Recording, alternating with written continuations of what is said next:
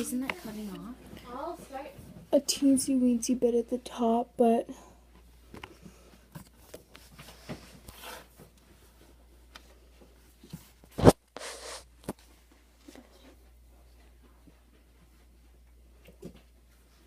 okay, Emily, could you stand like right by that chair? I'm trying to see if I can see. Okay, you can sort Claire, are of. you still wearing your... Yeah, you are. Can you take your thing off or whatever? Whatever you call it? Horrible. See, it's a cute dress. No, it's not. Sorry, I'm like not looking at the camera. My stomach. No, Oh, okay. Really having a hard time, guys. You can bend for yourself. Yeah. Just lovely. Okay, do you guys? I think we should bring my iPad out there just so there's not any big pauses. We don't have times. Like, we... No, bring my iPad out there so to look at the lines. No, just keep it back there. I don't know. We don't have any... I don't know. No, we're fine. We can just look at it before we go on. You want to show some professional? Okay. Here, Dad. Here, step back. Hello? It's not on speaker. Hello? Hi. Hi. Don't you have softball practice tonight? Softball? Yeah, softball. No. What? I mean, I told my plans. I didn't know that you were picking me up, so I don't blame me. hold on. Is it softball practice or not? No. Anybody? No. Like, there's a car going to pick you guys up. Yeah, nobody has practice. Okay. Well, where's Rosa? What's she doing? We're all at her house. What? We're all at her house for History Day. Right now? Yes. You do need to be picked up soon, but Is her mother there? Yeah. Can you ask her if I need to pick up anybody? no, You don't, Dad. You literally do not. I know this for a fact. Okay. Nobody's spoken to me. All right. I told Mom because I thought she was picking me up, but I don't know. I'm sorry. What's good? Need to get up to softball practice. Okay. Okay. But you guys have Friday softball practice? Not today because it was carnival. but usually. But usually, yes, we do. Okay. I'm good. Yep. All right. Thank you. Bye, Dad. I love you. I went from yelling to... Wait, where are we starting from? Beginning. So, beginning.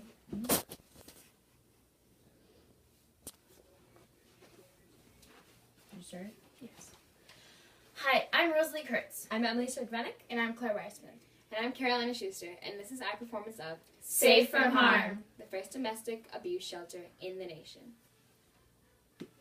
For centuries and many cultures, the abuse of women and children has been tolerated. However, the rise of the battered women's movement in the early 1960s sparked something that would change the future and leave a lasting legacy. In 1972, a group called Women's Advocates opened a crisis line that would provide legal information and advice.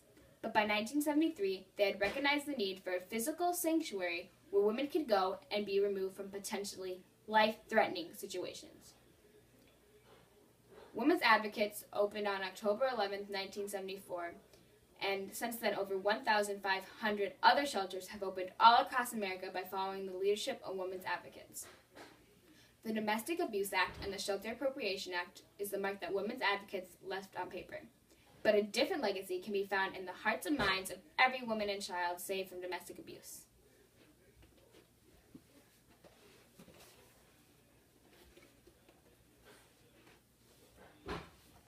Women often wanted to speak out, but were too afraid or had no one to turn to.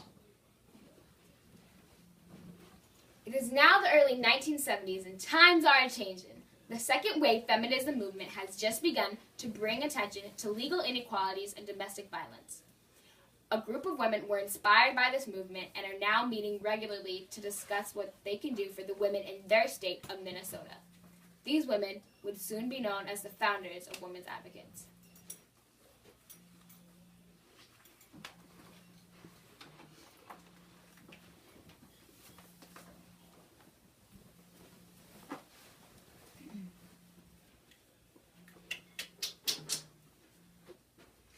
Sorry I'm late. Oh no, it's fine. Come in, Pat.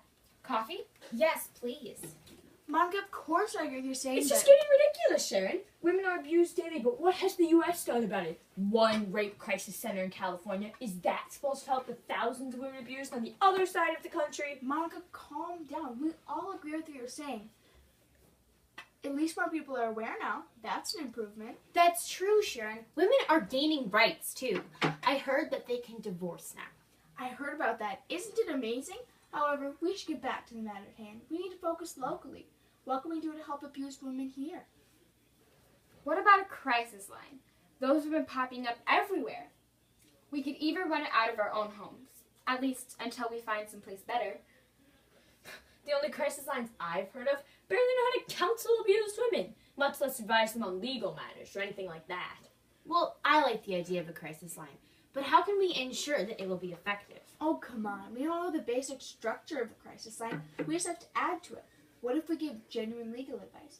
We could counsel abused women on how to find affordable lawyers, how to divorce, and even how to enact restraining orders. I guess. This could really work. Monica? Oh, all right. I think we could do it. They officially opened the crisis line in 1972. After receiving countless calls, the women realized that what an abused woman truly needs is a safe, secure shelter away from their abuser. Although wanting to provide this sanctuary, women's advocates lacked one major thing: money. Look at this one. Not too small, reasonable condition, and it's right on grand. Too expensive. Look at the price to rent. At this rate, we'll never find a place. We can't give up. There has to be something somewhere. Wish I could agree with you, Sharon, but every house we've looked at is either too small or too expensive.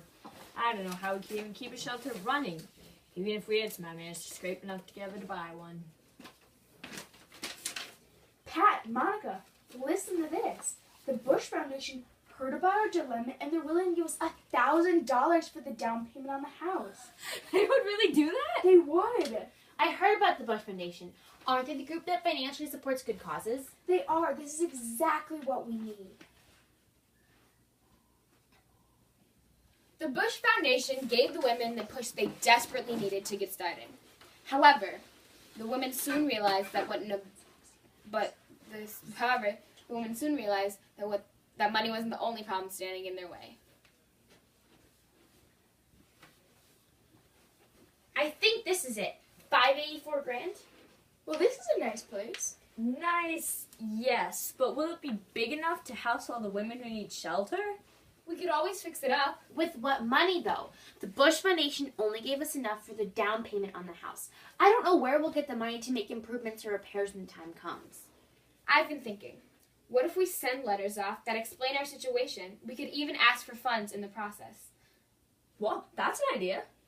I should probably go take a look around, but I'll be right back. Okay, so we can expand. But how big? And we have to make sure women can stay with their children. Well, if we get the funds, I was thinking we could take about 30 residents. 30! But Monica, Pat, we this is- know. But we have to stay in the now. If 30 women is all we think 30 women is. But if we could just open a shelter, then maybe others will follow our example and help all the women we couldn't reach. I guess you're right. We should start contacting people. Yeah, Excellent. we I should think do we that.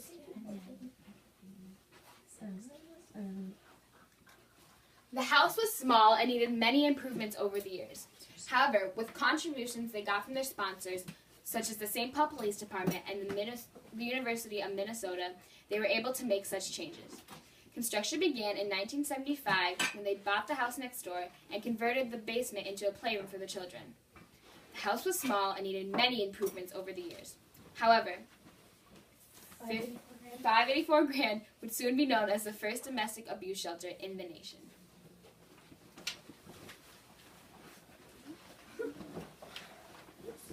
Wow, have you heard about the Domestic Violence Act? It's all over the paper. As a matter of fact, I have. You would think they would have given up after it failed twice. Well, they passed it now, and I think it's an enormous step for women. It's just unnecessary. What's the point of more legislation atop more legislation? The point is that this bill will help the thousands of domestically abused women now and in years to come. By doing what exactly?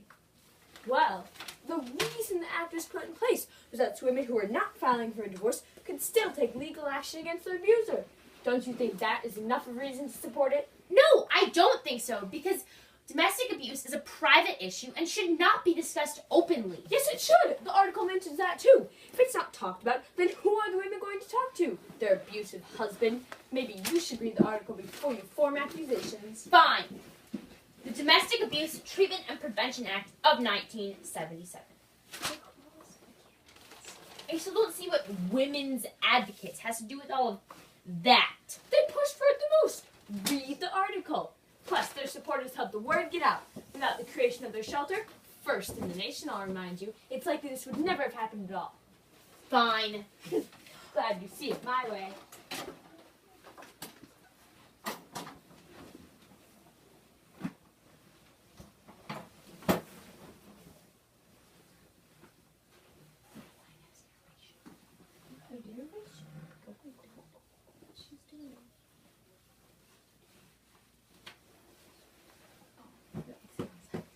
I'm supposed to Just do it.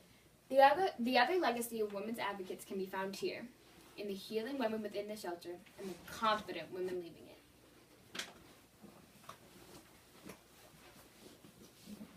Well, I think I have everything. Are you sure? You have our number, right? Yes, although hopefully I won't need it. Yeah, and you know how to enact a restraining order? I think so. I just really can't thank women's advocates enough. Of course, we're so glad we could help.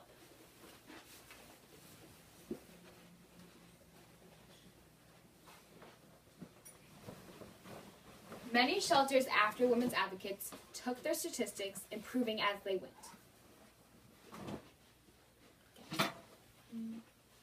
No. It's many shelters after women's advocates, such as a safe house. Oh. Many shelters okay, let me come back out where it's gonna edit them. Many shelters after women's advocates, such as the Safe House in Ann Arbor, Michigan, or Las Casas de la Madre in San Francisco, took their women's advocate statistics, improving as they went.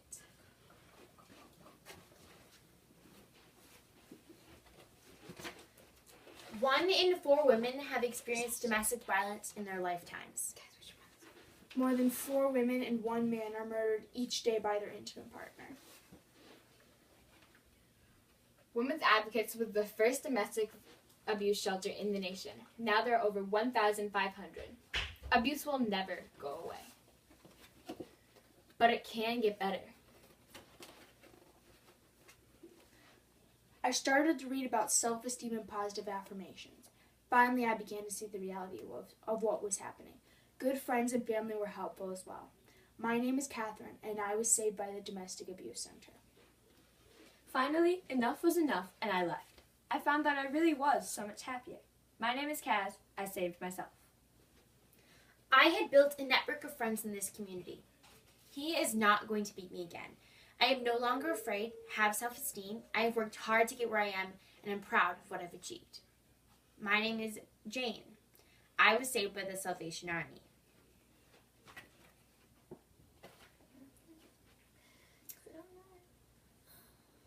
Claire, it's struggles and solutions.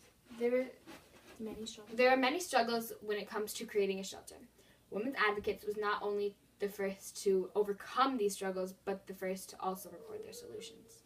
Women's advocates pushed for laws to be made, spoke up for the rights of women, and led the nation to being fully aware of domestic abuse. Women should not be silenced from fear. Women should yell and smile and sing. Women should never feel less than themselves. Women's Advocates was a leader in that process. Their legacy is the strong women that come out of it every day, ready to live their new life safe from harm.